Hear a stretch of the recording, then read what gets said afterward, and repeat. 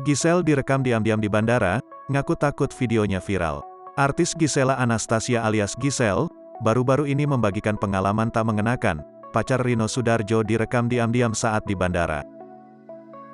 Mengaku takut video hasil rekam diam-diam tersebut mendadak viral, pacar Rino Soedarjo, Gisela Anastasia alias Giselle, langsung membagikan ceritanya melalui media sosial pribadinya.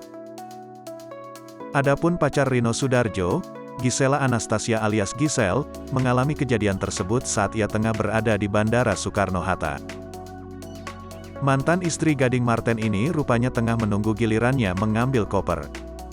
Tadi di Terminal 2 Suta di tempat pengambilan bagasi baru, ada kejadian lucu banget, ungkap Giselle.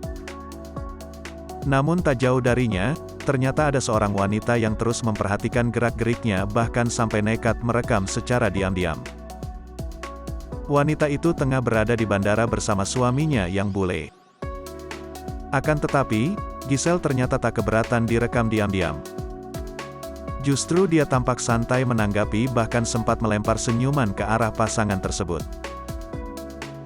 Pasalnya, ibu satu anak ini mengira wanita tersebut adalah penggemarnya.